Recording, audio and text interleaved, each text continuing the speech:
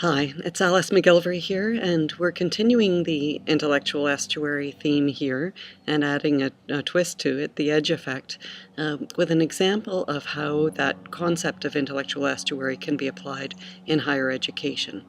And as a refresher, we're talking here about drawing from natural science, natural principles of how different habitats come together in an estuary, like saltwater, freshwater, land, intertidal, to create something greater than the whole of the sum of the parts.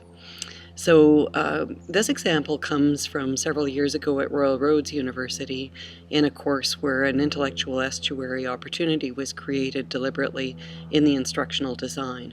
And we talked about this being quite deliberate, but the design being under-designed. We left all kinds of flexibility for emergence in this complex space that we were creating. So in this case, it was a graduate course, second level master's course about communities of practice. It was an online course that spanned 12 weeks, and one of the things we tried to do in the design was have the form of the course really emulate the content of the course.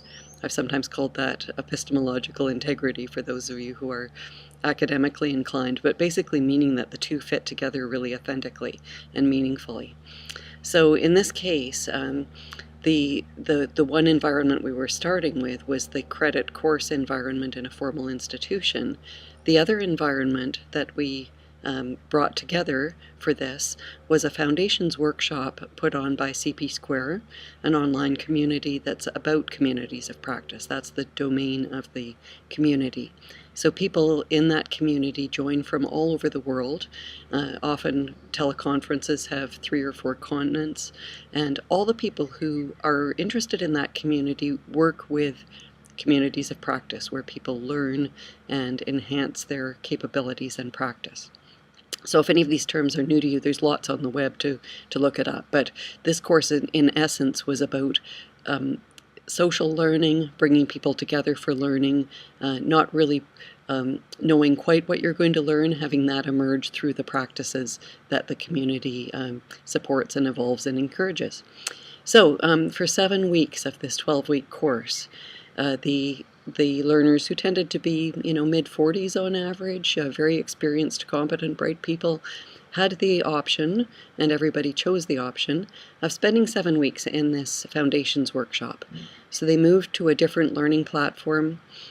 They interacted with people from all over the world. This foundations workshop introduced them to how communities of practice worked. They had opportunities to launch projects of their own choosing. There were all sorts of possibilities. So I won't talk about some of the course that was quite traditional, where, for example, we explored for about a week and a half different learning theories in comparison with Levin Wenger's social learning theory, and there was an assignment. So I won't talk about those more traditional parts, but for the majority of the course, the learners decided which assignments they were going to do and how, and which competencies they'd be assessed against. So this acknowledged that they really didn't know when they started the course whether they would do those assignments alone, in pairs, with people they hadn't yet met from other countries, and what the assignments would look like. So one assignment was to have more of a scholarly focus, one was to have more of a practical focus, and off they went. And the collaborations that came out of that were absolutely stunning.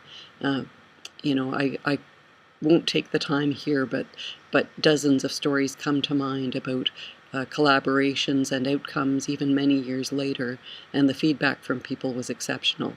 And why was it exceptional? Why was it such a meaningful learning experience?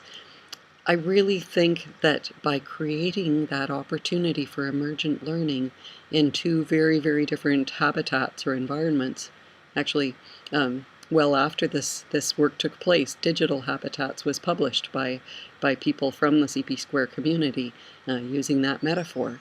So by those things coming together, and by the freedom to choose, and by bringing one's personal interests into one's learning, it just added so much value for people. And I mentioned earlier the term edge effect. I started to use both terms, intellectual estuary and edge effect, for learning back in 2005 to 2007.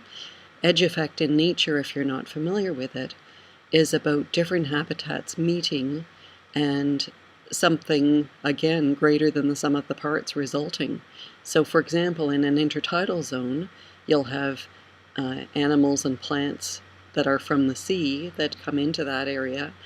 You'll have land plants and animals that move into that area, and you'll have species that only live in that intertidal zone. So it's a very, very rich, productive environment. And we've known for decades that the edges of groups and organizations are especially rich and interesting to study. So that's an example of where the CP Square Foundations Workshop and a Royal Roads graduate course came together and created exceptional learning for people. It wasn't a traditional instructional design process. If you're trying to work in these sort of boundary blurring environments, sometimes you'll rub up against challenges communicating what you're trying to do or with policies or procedures. But if you can find ways to create those rich spaces, it can be incredibly rewarding for people.